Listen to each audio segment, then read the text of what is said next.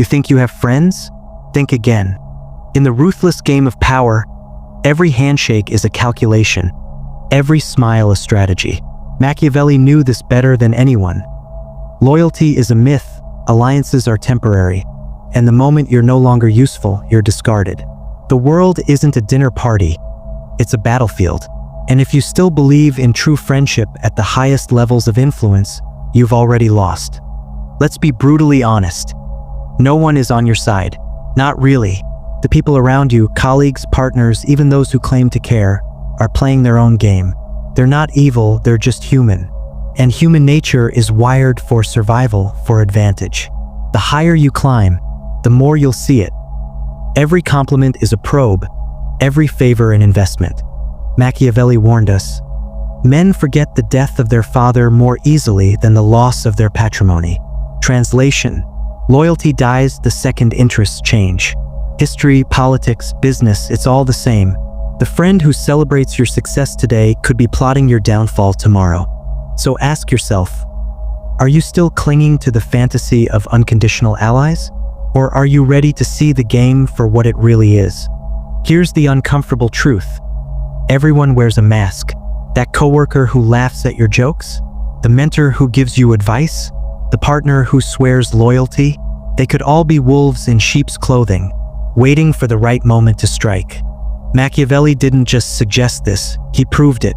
In The Prince, he wrote that rulers must be a fox to recognize traps and a lion to frighten wolves. Why? Because power doesn't reward trust. It rewards vigilance. Think about it. How many times have you seen a friend suddenly turn cold when their interests changed? How many alliances have collapsed the second money or status was on the line?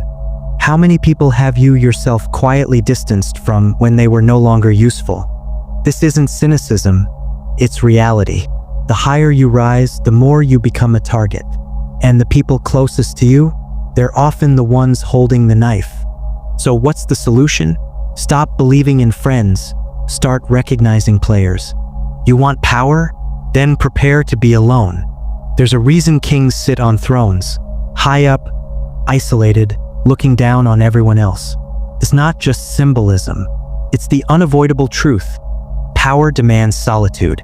The moment you have something others want, money, influence, status, you become a magnet for deception. Even those who claim to love you start seeing you as a means rather than a person. Machiavelli saw this centuries ago. He wrote that a ruler must learn how not to be good, not because evil is necessary, but because naivety is fatal. The higher you climb, the fewer real connections you can afford. Every secret shared is potential blackmail. Every vulnerability revealed is a future weapon against you. Think of every powerful leader, CEO, or celebrity. Why do so many end up paranoid, isolated, surrounded by yes men? Because the alternative, trusting the wrong person, can destroy them overnight. This isn't pessimism, it's strategy. If you want to play the game, you must accept the rules. The throne has no friends, only temporary allies. Let me ask you something painful. When was the last time you were truly blindsided? That moment when someone you trusted, someone you never saw as a threat, turned on you? Maybe it was a business partner, a colleague, even a lover. And the worst part? You should have seen it coming.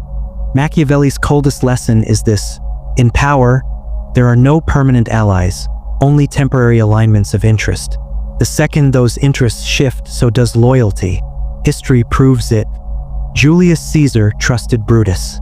Steve Jobs was ousted by his own board. Countless politicians are abandoned by their own parties the moment they become a liability. This isn't about paranoia. It's about pattern recognition. The game doesn't care about your feelings. It only cares about who holds leverage. So ask yourself, are you still operating on wishful thinking? Or are you ready to accept that in power, you either betray or get betrayed? Let's get tactical. If everyone is a potential betrayer, how do you survive? The answer isn't to become a monster. It's to master the art of strategic distrust. Machiavelli didn't say, trust no one. He said, act as if you trust, while preparing as if you don't. This is the razor's edge of power. Listen twice as much as you speak. Every unguarded word is ammunition.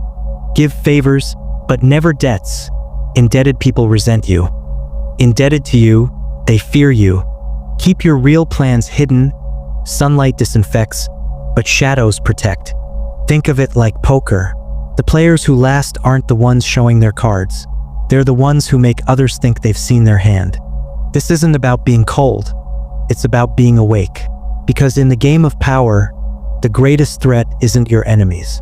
It's your own willingness to believe the lie that anyone plays fair. Here's the paradox no one tells you. True power begins when you stop needing anyone.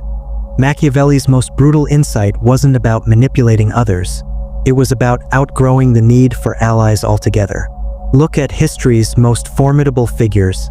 The CEOs who answer to no board. The artists who ignore trends. The leaders who shrug off public opinion. They all share one trait. They turn their isolation into armor. This isn't about loneliness, it's about sovereignty. When you stop depending on others, compliments can't flatter you, so flattery can't control you. Betrayals can't shock you, so they can't destroy you. Approval can't seduce you, so you can't be manipulated.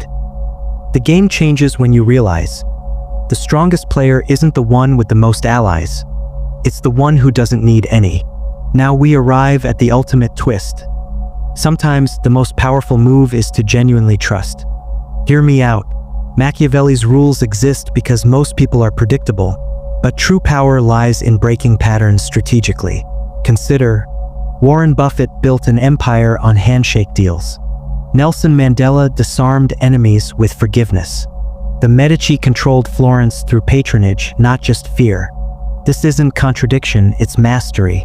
When you choose to trust, not from naivety, but from strength, you create loyalty that interest alone can't buy. The lesson? Play the game so well you can afford moments of sincerity, because nothing terrifies predators more than prey that lets them strike and survives. So, where does this leave us? With a new playbook for power. 1. Assume nothing but calculate everything. 2. Depend on no one but leverage everyone. 3. Wear armor but leave one strategic vulnerability. It's the trap no one expects. Machiavelli's real gift wasn't cynicism, it was clarity. The game exists whether you acknowledge it or not. The question is, will you keep losing because you hoped the rules were different? Or will you finally look at the board, see the pieces for what they are, and start playing your game instead? The throne's waiting, but remember, it's coldest at the top for a reason. If this ruthless truth resonated with you, smash that like button. For those ready to go deeper into the psychology of power, subscribe. The real game starts when you stop lying to yourself. Drop a comment below. When did you first realize no one plays fair?